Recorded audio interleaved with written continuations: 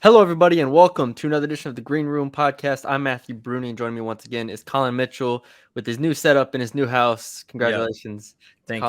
Colin. We're joined today by Gabe Blair, North Texas offensive lineman. Gabe, how are you doing today? I'm here living another day. It's the most relatable response I've ever heard. Thank you, thank you for that. No sugarcoating it. How was camp today? How was practice? Just another practice, another day grinding, hitting. Just gotta get ready for tomorrow. Do the same thing. Yeah. I wanted to start this interview off looking at the past 2 years for you and for obviously y'all's just your perspective on what it's been like, going through those 2 years where y'all were successful and then, kind of had the ups and downs. Just you obviously getting to start 2 years. Just what were those years like for you? Well, of course, the first year, my freshman year, we started off 1-5. That was rough, but like we stuck it together. Came back 6-6. Went to a bowl game. Next year, I don't even know what our record was, but it was positive. Went to a bowl game with the championship. Yeah, it's just I don't know. Since I've been here, it's just we get so close in so many games. We'll just get so close to winning, or it'll just be going our way, and then just one thing. I feel like with this new coach and everything, I think that we'll be able to figure out like the 1-2 little things that happened that made us not win. And I think we'll be able to win, like especially like the SMU games. I think we could have done better and maybe even won both my years, but we didn't. So my question was going to be, what's the biggest challenge been? But it sounds like that's kind of been the biggest challenge in your first 2 years is overcoming those little things where you can almost win games. Would you say that's what it is? Yeah, for sure. Like most of the time we beat the teams we're supposed to win. Like we lost to UNT, which I think we should have won, but we beat the teams we win. It's just the teams that is a good challenge for us, or people don't even think we're gonna win. I feel like we're always in the game. We're always there. It's just one little thing here, there. We just can't. We just gotta put it together, and then we'll be able to roll. Yeah. Looking back on you get into North Texas and kind of going from there, we always heard, even before your freshman year started, we heard, yeah, man, that guy Gabe Blair in the weight room is killing people, man. That was before your freshman year. And so it didn't surprise us when you got, started early on in your career, got a lot of reps early. Did you know when you committed to North Texas, when you kind of maybe got there, like right off the bat, you're like, I have a real shot at starting as a freshman and making an impact early in my career? Yeah, for sure. So I came in. That's the biggest reason I came here. I had coming out of high school, I had like USC, Tulane. I had a bunch of offers, and then also COVID messed up my recruiting. Yeah. But yeah, it's just UNT. I definitely saw UNT as I could play off bat. And when I got here, I didn't know, but I just kept playing. First year I got switched. I was like rotating, and then I finally got the spot. But that's the biggest reason why I came to UNT, is so I could play my freshman year. Obviously, it's all. I mean, you played in Denton in high school. How big is it for you to also continue playing in college in Denton? Is that all close to family and everything like that? Yeah, it's pretty nice. The biggest thing is just very convenient. I still live at my house. I'm like 10 minutes away from campus. So you're chilling. Yeah, big chilling at the crib. That's the way to do it. I'm chilling, no cap. Yeah, I was gonna say that's the way to do it. You don't gotta, you still have the meal plan option, but you don't gotta go to like Kerr Hall or something like that in a snap. You just drive home. Yeah. Those dining room meals can only get you so far. I ain't gonna lie. They at Eagles Landing, it's not too bad now. I ain't gonna lie. I be going there sometimes. It's pretty good. We didn't have access to See, we're old. We graduated 20, or I graduated 2020, you call in 2018, 19. So it was getting built, 21 or something like that? Yeah. So we didn't have that. It's nice now. Y'all missed out. I ain't gonna lie. What's your favorite thing at the dining halls? Like you roll up to Eagles Landing. What are you getting? I ain't gonna lie. They pizza is gas. Like they always got pizza that's smacking. I ain't gonna lie. I got that. All right.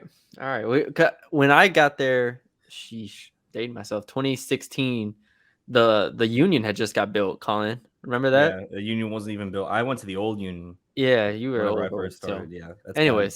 Anyways, there's some backstory from us. All right, let's talk about another change for you. Offensive line coach John Cooper. I believe this is your third offensive line coach in 3 years because technically Blesh moved off the offensive line. What can you tell us about him? His approach, just how he is, and what he does that makes him unique. Well, it's definitely different from Coach Clem. I ain't gonna lie, like Coach Clem was like the GOAT. Like he was like he's him. Mm-hmm. Coach Clem, I ain't gonna lie, Coach Clem a good coach. He came from OU. We watched a lot of OU film. I like Coach Coop. He's real positive. He don't yell a lot. He's just like a really positive guy.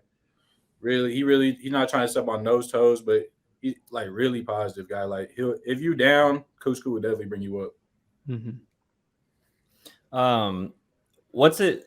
Because for an offensive line, and I don't, it's easy to watch like a wide receiver, quarterback, but what changes with Eric Morris for you in this new offense as an offensive lineman? Just to be honest, more like pass blocking.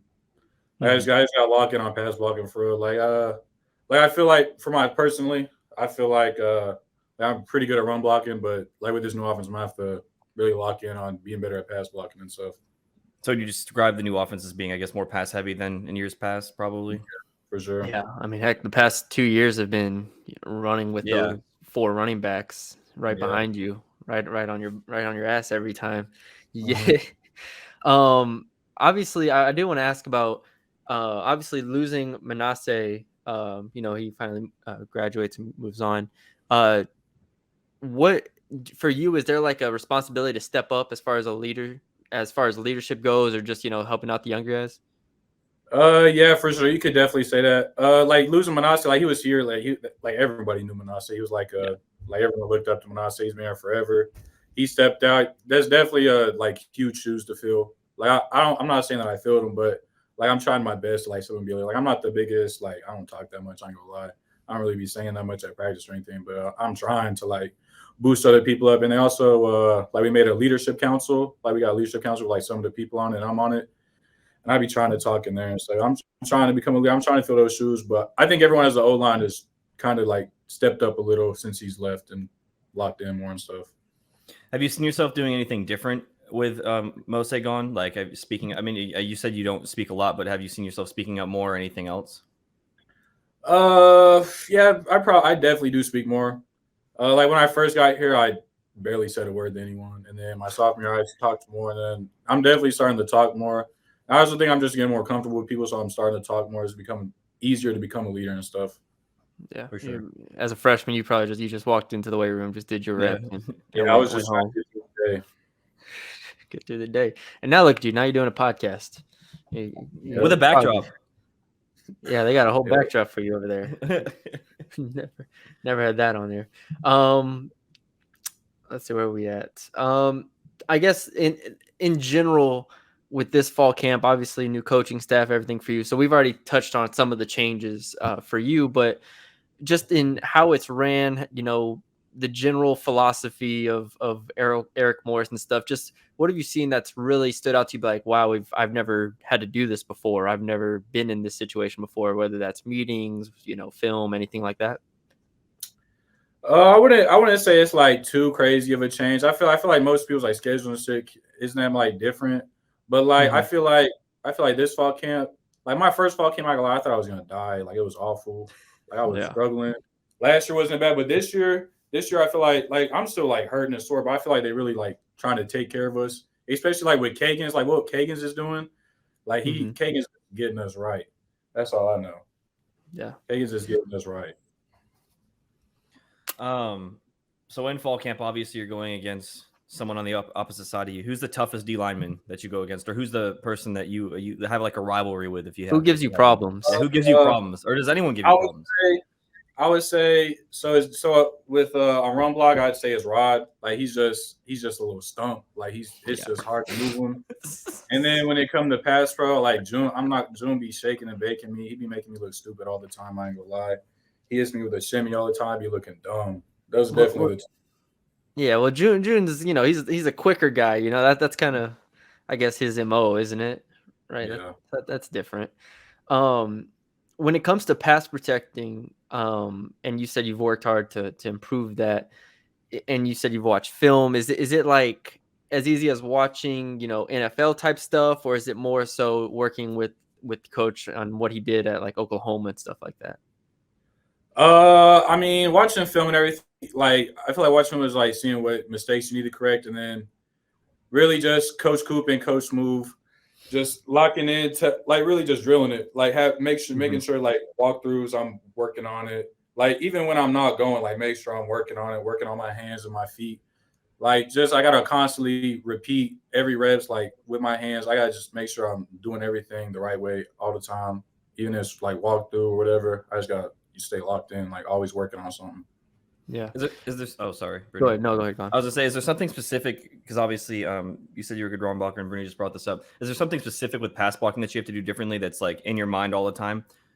So like honestly, it's just like I feel like I'm always just in my head about pass block. Like I always overthink, and I just gotta. Most of the time, it's just me like getting out of control. If I just stay calm, stay passive, like just do what I'm supposed to do, I'll be fine. It's just I don't know. I feel like I got out of the whack. Once like right before this hit me, like I started like moving my feet a lot, or like move my hands. Like I just gotta stay calm, sit in there, just get out of my head. Really. Well, I think the last thing I had was looking at the transfers y'all added, even maybe freshmen, but specifically the transfers. What have you seen from them and how they've kind of helped y'all as a group, kind of round out with some depth, some guys competing for starting jobs as well? Yeah, I think that like some of the like Paula, Larry, Ethan, all three could have shots at starting. It's just we gotta see how fall camp goes out. I feel like all three of them are great additions, like to the team, like to the O line. I feel like we just gotta see in the fall camp. We just gotta keep going, see how they do, see if they can beat someone out or say where they are. Yeah. And then while we're on the topic of competition, a lot of the talk during the spring was about the quarterbacks. Just what have you seen from all of them and how they've kind of approached, the spring, the summer, the fall? Obviously, Reuter and Earl returning, and then Rogers coming in and joining the group. To be honest, like all of them working, I see them all working. They all rotate in. I get to work with all of them. I really don't know who's gonna start. We'll have to see at the season. I feel like they're all doing good. I see them all in practice. They all throwing dimes, running, scrambling, making plays. So to be honest, to me, I feel like any of them could start. To be honest. Yeah. Well, I think that's all the serious questions that we had. My first question, kind of off football. Well, I guess it's still linked to football, but when it comes to the weight room, who's benching more than you, or who's squatting more than you at this point? I ain't gonna lie. Like it's like to be honest, the only thing like I'm doing the most in is clean now. Like that's probably the most important for you. I assume at this point. We just got a new transfer, Ethan from Arkansas State. He benched way more than me. He's so cold at bench. And then Rod, like I talked about earlier, Rod be squatting more than me. But I still got my clean though. So clean's pretty important. So that's that. You stick with that. We had Rod on. I don't even know how long ago. Was that during spring, Colin? Months ago, March or something. Spring. Yeah. So he was talking to us about the weight room and stuff. So we wanted to ask you how that goes for you, but that's good. Speaking of Rod, he said that his other sport that he'd do if it wasn't football would be track, and he said that he competed in the shot put and discus. And discus. I don't know if that actually happened, but what would be your second sport? Hockey. Really? So with track and field, I hate track and field. They try and make me do it in like high school and middle school. Like I wasn't trying to do it, but I've just watched a couple hockey games. It looks so fun, and they be playing like so many more games than us. Like I know. Like, I don't know how they be playing so many games, but hockey looks dumb fun. I ain't gonna lie. Have you ever been to a Star Wars game or anything? No, I haven't. Not yet. I need to. It's so different going to see hockey than watching on TV. It's like someone stands into the wall and you're like, what? Like, I've never been to a hockey game, but I always hear that it's like you have to go. It is completely different from watching on TV. But even watching on TV, you're like, okay, No, I be getting hyped on TV too. I ain't gonna lie. Okay, but as a kid, what did you play? Like outside of football? The first thing I ever played was baseball. That's how my parents met playing. They played softball together. So I played baseball at first, but I was big and fat. Like I wouldn't just play football. You're just gonna play football. Yeah. That's funny. Do you have another one, Brune? Yeah, we're gonna ask him the hobbies. What are your hobbies? What do you do for fun? outside of football? I ain't gonna lie, all I be doing, I be playing the game. That's about it. I be hanging with my friends and playing the game. That's Which about it. game? I be playing Apex Legends and I be playing like old school RuneScape. Old school Mm. RuneScape? Oh, I play that a lot. Iron Man. Yeah, I be wasting my time on that. Too much time, dude. Number go up and your brain's just like happy about it. You know what I'm saying? Like, I just got a rock golem the other day. really? Yeah. Dang. What level? I got it at 70 mining. Yeah. We should have started with this. I have a friend. No one's gonna understand this. He got Slayer task like Kraken and got every drop within 10 kills. He got the pet, he got the trident, and he got the what is it, the something else. Anyways, I can't remember. And I did the odds. It was like 1 in like 36 million chance that he could have had that. Be getting the craziest odds. So when he does the Kraken now, he'll go and hop worlds and he'll just laugh at everybody. He look at my KC and it's an Iron Man, so he knows that he's not like. Yeah, that's right. I just made an Iron Man. It's so fun. I'm so fun. It'd be taking a minute to do like the littlest things. Yeah, it's awful, but it's fun. Is that PC or can you do that on console? On your phone. On your phone, Brune. On your phone. It's way worse on your phone, but it is. Okay. Wow. All right. There you go. RuneScape rundown. Yeah. We're gonna have Gabe on every week. Yeah. To talk RuneScape, the latest in RuneScape, how him and Colin are doing. That's good. Anything else, Colin? No, I'm good. All right, Gabe. Thanks for coming on, man. This was a lot of fun. Best of luck to you this year. We'll be following you and obviously the team. So maybe we can get you on during the year at some point. Yes, thank you for having me. For sure. Thanks. All right, Colin. That was a good interview. I enjoyed that. So now we'll talk about football a little bit. But first, Colin, show us your room. Show us the new backdrop and everything. The room. Let me just. I wish I lowered everything. That's kind of annoying, but I had that concern when I put this up. I wasn't exactly sure where to put it. But then again, if I sit here, it's like, where could I lower it? Anyways. Yeah, we'll need to fill out that side. You got the Zach's. I wish I had the UNT one, but I only got the Army one. Got all my press passes. They're right here too. You can't see them. Right those need to be on the other side with the other press passes. Since you have the American flag. Well, I think I had the monitor curved or turned differently, and then I take the camera off, but it's like it's fidgety. Here, let me just. There we go. Yeah, you still got to fill in that side of the wall though. Yeah, no, I need to find something, and also I ran out of tacks and double-sided tape. So we're like, you go through your photos or something. Do the Ryan Woolridge one under the basket. I always have that. I still have that one. That was really cool. That's a good photo. Just any photos you could just throw in there. Toss them up there. I got them framed. The prize though is the March Madness. Those are the best signs. Those are the best. Yeah. I just go and get print them out and then get the frames, the cheap frames at Walmart, and just boom, hang them up like this. What's crazy is I have 4 2016 2017 basketball media passes because I lose them so often. I just found them in a stack. Bro, we would walk in and we would lose them and just walk in. Like we wouldn't even those are all the ones I lost. Like I thought I lost. I eventually just started walking in. So it was like, I guess I don't need them. Then we got just the COVID-19 one right there. This one. Yeah. So, this is what I did. I made that whole collage up here. Yeah. With mine. And I did want to show everyone this because I think it's funny with what's happening with SMU. So I have an SMU because I got freelance to do Tulsa against SMU. Yeah. Power 6, baby. Is that what it says on the back? American Power 6. That's actually good. That's really good. So when I saw that, I was laughing. Oh, Maya's barking too. Yeah. How's she like the new house? Good. She has a cut on the bottom of her paw, so she can't really walk effectively. And then she tries to fight the dogs next door. And by fight, I mean just barks at them. And there's 3 huge German shepherds. Did y'all get? Yeah. Did y'all get the fixed and everything? Fence fixed and everything? Got it stained. The thing I bought can't stretch across, so I gotta figure that out later. But that's a different problem. Hold on, let me make her shut up. All right. I think that's enough talking about Colin's house. We'll continue to update y'all as he rounds out the backdrop. Oh, last thing, we do have a fridge with Red Bulls, so that's good. Wow. You got to bring back the streaming, Colin. You gotta go back on Twitch. Now it's the real so I can stream old school RuneScape for Gabe. You and Gabe. Me and Gabe.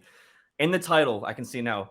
North Texas. Well, how would you say it? How you'd have to say something like that would really Past and present North Texas. Hall of Famer. Yeah, Future North Texas Hall of Famer. Two North Texas greats play RuneScape together. Colin Mitchell and Gabe Blair. I don't know if you remember when I almost had Jalen Darden play in a Madden league with us. Yeah, I do remember that. One of our friends, and then he ended up backing out last minute. But yeah, Jalen Darden, another guy who plays the You could have game. streamed that. Yes. We almost remember I was going to stream me playing against different North Texas players during COVID. Against NCAA, Madden. right? Oh, Madden. I was No, saying no, NCAA, I smoked you. So no, I was gonna do it in Madden, but I don't know what the problem was. It was like it wasn't copyright. There was a reason why I wasn't gonna be able to do it. I don't know. But anyways, that didn't work out. All right, let's talk for about 10 minutes on some different topics and whatnot. I meant to send this to you, but I did make a depth chart type thing. I've been living in Google Sheets lately. They replaced Docs for you? You've been a big Docs guy with the tables. Docs. Sorry, Google Docs. Oh, yeah. Still Docs guy. Okay. Well, Sheets is superior. I think it's technically called Sheets, isn't it? I don't know. If you make a table in a doc, this is a sheet. Yeah. It's Sheets. All right. I want to talk about our biggest question marks going into the year right now. Obviously, like you can point to different competitions or whatnot, but I think if we look at more of a position unit or general strength and weakness, yeah, I think I have to start with a question mark I have is how Eric Morris's offense is going to involve the run game and how much they're going to involve the run game. Because when we did our tiers of the best units on this team, it was running back and offensive line as clear strengths. Yeah. That would lead me to say the run game should be a strength. And then you have guys like Gabe Blair and returners like Jet Duncan, who have been in this system as running backs. Or, I'm sorry, as run blockers. Run blockers. Yeah. Sorry, for the past 2 years, and now they're learning how to pass protect. Yeah, that's a very serious change schematically and from a personality standpoint for an offense. So that's probably my biggest question is I don't think this offense is good enough to be 60-40 pass. Oh, I don't. They have to be I definitely. 50-50. Yeah, I definitely agree with that. Yeah, because it is interesting. Because I feel like everyone we've asked, they go, "Oh, they're going to pass the ball. We're going to pass the ball," and it seems to be.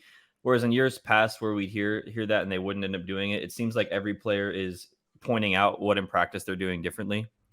And I guess, like you said, it could make it to where it takes away a strength in a certain sense. But I feel like in order to make a change at all, like if you're wanting to pass more, I feel like you have to make the change. Like you can't wait for the perfect, the perfect time. So as long as it's not completely abandoned, I mean, I feel like they have the passing offense to make it happen. You know what I mean? Like it's not like you're starting with nothing. You still have Chandler Rogers. You still have Jamori Macklin. Obviously, Roderick Burns and all Trayvon Brown, Trey Cleveland. You can go down the list. So yeah. And the other reason for encouragement is this is a head coach who has created some prolific offenses at multiple places. Like this isn't, and again, Seth Luttrell's offenses were very much tailored, maybe more so to the personnel in a sense, where he had Mason Fine, and they're like, okay, we can air it out. Yeah. Then he gets back to the run game and goes from there. No matter what the personnel was, I think Eric Morris is in the position to where you give him some players that can just do the job, and he can make an offense be, I'm not going to say elite, because you're going to need elite talent at some point, but he can make it a sustainably good offense. Right. And that's where I'm most encouraged moving forward is that eventually when he gets the receivers that he should be able to get at North Texas in the coming years, you pair that with the improved quarterback play, I think that's where we start to see the ceiling for this offense and this program really raise, because right now we're giving him, honestly an offense that is built to run the football. Yeah. And he said, I don't care. I'm Blow going it to up. make this an offense that is prolific as a passing offense. And it doesn't matter what personnel I have. That's where the difference between Eric Morris and Seth Luttrell is. Eric Morris is great in this one thing, and that's what he's going to base his offense around. Here's a question. I've never really thought of this until just now. Every year we go into the season and we go, offense is going to be fine. It's the defense. Are there more question marks with the offense, not because of the way things were in the past, but just because of we don't know how it's going to work than the defense? I do think the offense has more question marks than the defense. Yeah. Because, and again, I don't want to say that the defense has no holes, because I do think that there are obvious question marks, but the defense, I can point to multiple players at every position and be like, this guy's good. This guy's good. Yeah. Defensive line, we rated them as, what was it, A tier, right? Like they were that second tier. They are high level, I think, with Richards, Brown, June, if you want to call him June, Fatafe Vela. And then you go Enoch Jackson, Cortland Ross. So I think that's a very solid group there. Linebackers is the question mark with defense. Then you get to the secondary, and we're looking at Rich Tejada, John Davis. I think that's an awesome 1-2 punch at corner, like flat out. So again, defensively, we know that they have these guys that are stars. Offensively, Gabe Blair is their best offensive player, in my opinion. I think the running back group can all be grouped together as being very, very good, if not elite. And then after that, we have to see what Chandler Rogers looks like. We have to see what Jamori Macklin as the number one receiver looks like Damon Ward, Rod Burns, so on and so forth. The rest of the offensive line with so much turnover. So because of that, I have to just kind of see it more with the offense. So I do think there's more questions on offense than defense this year. Another thing I wanted to point out was Reed Smith posted videos of the receivers, of the running backs catching more balls. It feels like every time he goes to practice, he posts videos of the running backs catching passes. And so that kind of goes to what I said earlier, is it doesn't matter if a Kaika Ragsdale or Oscar Adaway, who have never caught passes in their life, which I'm sure they have, but it doesn't matter. There are now going to be versatile backs that can play 3 downs, that can do different things out of the backfield. So it's a learning curve. I don't want to underplay how much of a change this is for the entire team, for everybody that's coming back, which is a large portion of this team is coming back. That's the interesting thing for me, is Gabe Blair gives us insight of how it changes as an offensive lineman. But I guarantee you, if you ask Ayoade or, Oscar Adaway, the changes either I've never caught this many passes in my life. That's what it is. Right. Yeah. Well, we're only a few weeks out from opening the opening game. I think the win total was 6.5. Yeah. I think you earlier in the off season said that you took the over. Or was it 6? I can't remember. I don't remember if it was 6 or 6.5 when I said over. I don't think I would have said 6.5 over as easy. I feel like 6.5 is a really good line. Yeah. Because I'm right at 6 or 7.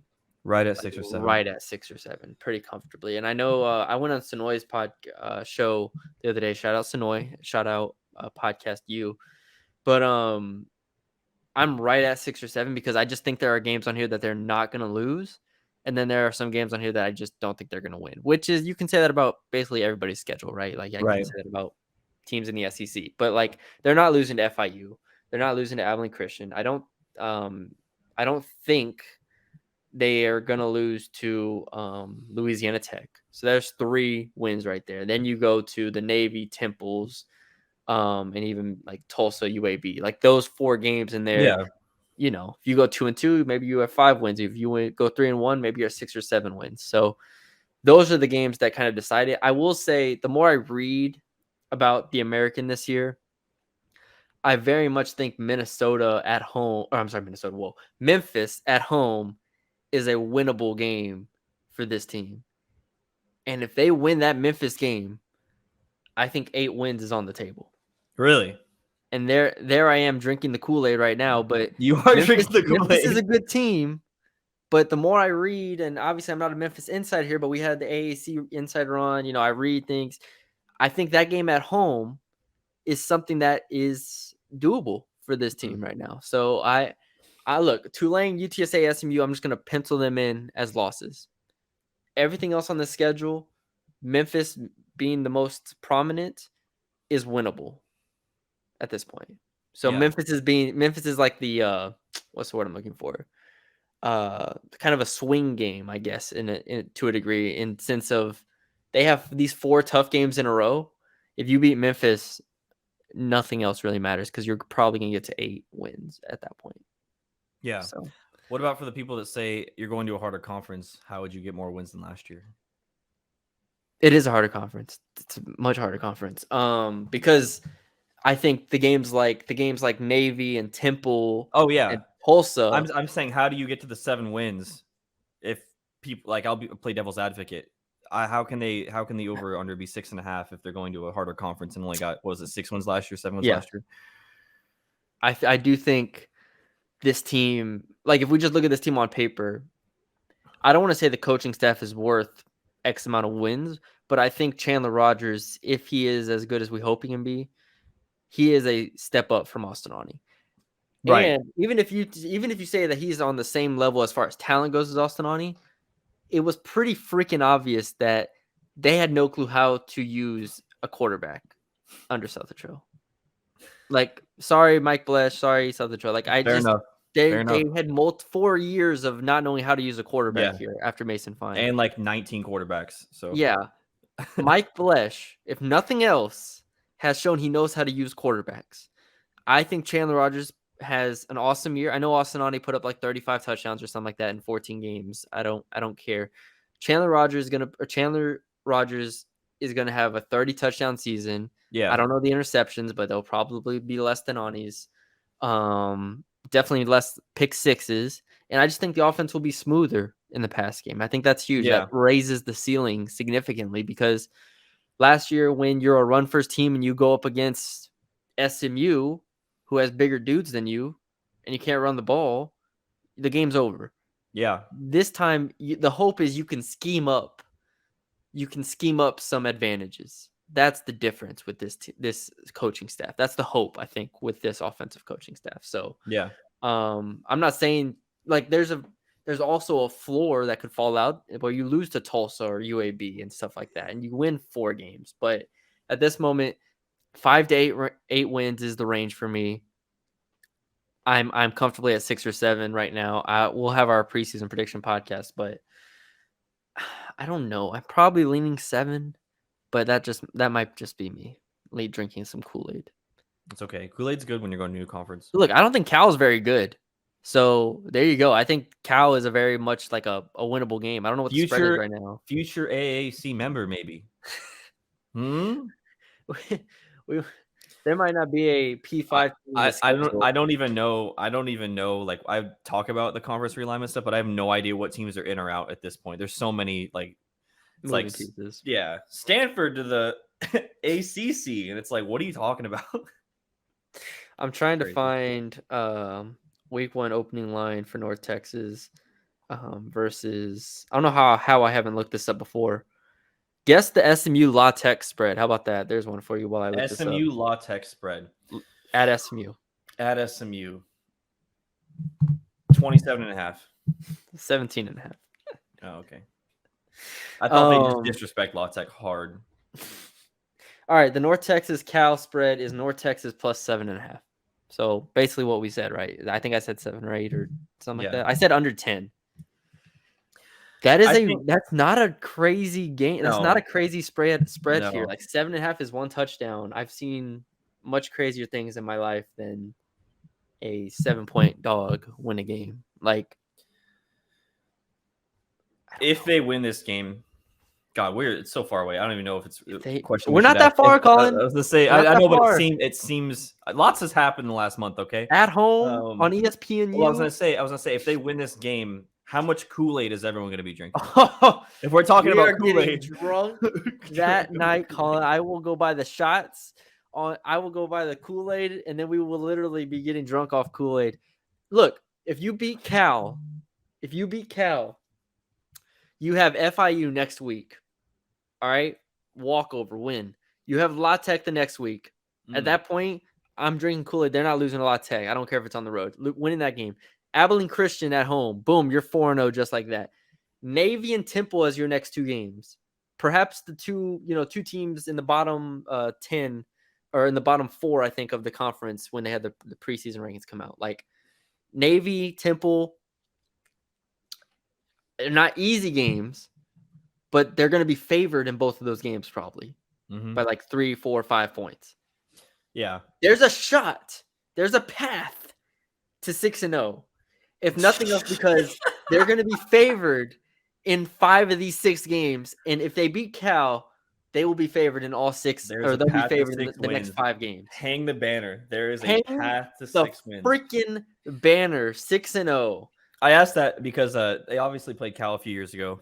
I don't even know how many years ago at this point, but it was always every year we talked about this. They never had a win that was landmark. the not even landmark, just anything. Just give me something, and if they beat Cal, you kind of get that confidence where, we just talked to Gabe. He was like, yeah, we could never win those ones that we thought we could have won. Yeah. I mean, if you beat Cal, there's one, you can then go on to beat, whatever. And then you can step up to be like, okay, now there's a chance to get against SMU. There's a chance against these Tulane.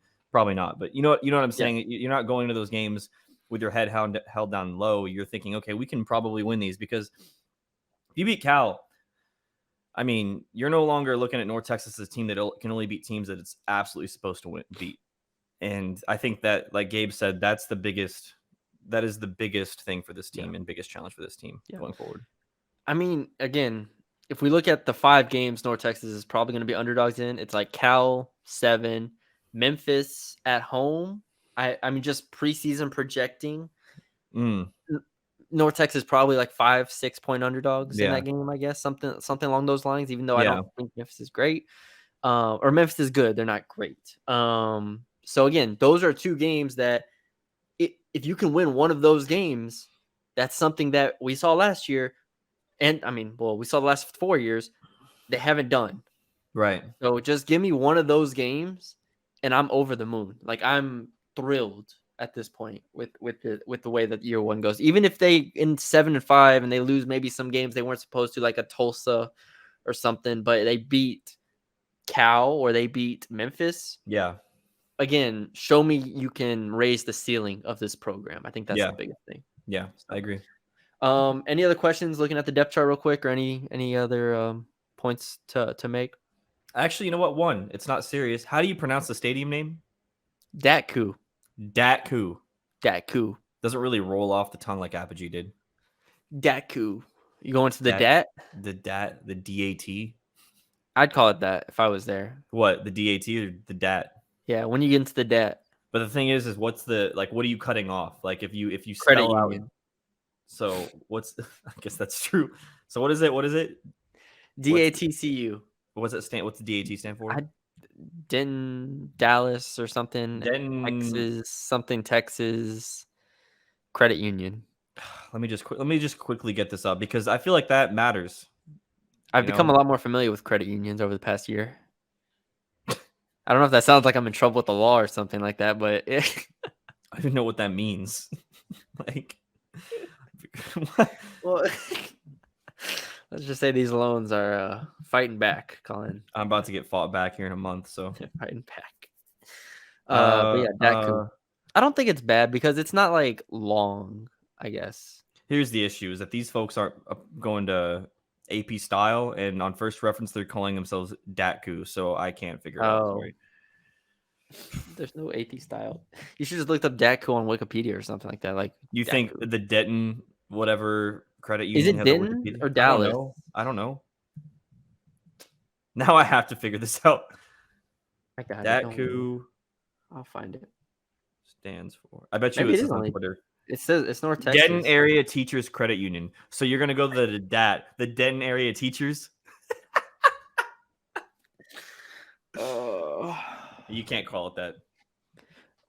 Why does the Super Pit not have naming rights? It would be awful if it did, because then you couldn't call it the Super Pit. I don't care. We need money. It'd be like, what was Michigan State a few years ago? Was it like the Rocket Mortgage Michigan State football team or whatever? Exactly. Rocket Mortgage Super Pit. Rocket Mortgage. What's a local thing? Like, you got Datku for Apogee, or I can't even call it Apogee anymore for the football stadium. For the football stadium. For the super pit, we could do like Windstar. It's got to be a step down. Choctaw. No, I feel like that's a step up. Like you know how lit it would be if the football stadium was named Choctaw Stadium. Woo, bro! Especially after Mason Fine. Oh, yeah. I don't think was he a Choctaw Indian. I don't know. I don't think so, but still, we have Oklahoma. Right there. Yes, that's true. It had to be it had to be like Chicken Express or like the Golden like. Does Chicken Express even exist? Wells Fargo Arena because they have the Wells Fargo stuff in there. They do have the Wells Fargo stuff on there. Bring back cigarette sponsorship. Well, you could call it. People would be calling the Super Pit the ashtray because it's shaped like one. Camel's Super Pit. I don't think Camels exist anymore. I don't smoke cigarettes. I don't either. I just think about that whenever I watch old clips of like basketball and stuff, and it's just like, I forget what the old cigarette one was, but yeah, they would always be there on the scoreboard and stuff. I'm like, that's so crazy. Yeah. Shout out cigarettes. Different time. It's a different time. Did you Newport Arena? You're sick. You're sick. Newport Arena is crazy. So crazy. Definitely calling it the ashtray. Did you ever see you saw Oppenheimer, right? Yeah. Yeah. Anytime I see a video of they're like having a whole conversation just smoking the whole time, I'm like this shit, it's crazy. Yeah, that's what it is. Maybe we need to never mind. Maybe we need to start smoking. Maybe there's something different, We are not promoting smoking cigarettes on this podcast. No. In the bottom left-hand corner of the screen, it has the Surgeon General warning. We've actually been sponsored by yeah. I lose my mind. Marlboro. That's it. I already said Marlboro. I'm pretty sure Camels still exist. I don't know. This is sponsored by Marlboro Reds. But anyways, that's it. We hope you enjoyed the podcast. Gabe was really good. We're gonna have another guest on next week. It's like instead of like home field sending us shirts, we'd get cartons of cigarettes. Just like a pack of cartons. We'd have to stop the podcast every 20 minutes, be like, I gotta take a smoke break. I can't do this. Walls would slowly turn yellow throughout the your years. teeth. The teeth. You just see the degrading of our bodies. I'm sorry. Yeah, Gabe Blair was great. Sorry. Anyways, yeah, Gabe Blair was great. RuneScape was good. We'll be back next week. We have another guest lined up. This time on the defense side of the ball. It's gonna be a lot of fun. Working on different guests for the rest of the month, and then boom, September 2nd, North Texas versus Cal. We'll get back to twice a week starting September. We'll get our obviously previews, one preview and one reaction every single week, obviously. So after the game, reaction, later in the week, preview, so on and so forth. We'll see how we distribute that on our podcast platforms, because I know one is going to Dave Campbell's, and probably the reaction to Dave Campbell's preview will be on our own feed or something like that. So we'll work all that out. But anyways, thank you all for joining us. Leave us a like, comment, share, subscribe on the YouTube channel. Leave us a 5-star rating and review. If you're listening on Twitter, follow us at Green Room UNT. Almost at 300 followers on Twitter or X. Colin, you need to change the logo over there. Oh, the X would look awful in green. Yeah, it would. I think we just leave it. But I think we just leave it. Anyways, until it changes to x.com permanently and Twitter doesn't redirect, it's Twitter. Okay, there you go. There you have it. So we'll talk to y'all next week. Until then, y'all be safe in this heat.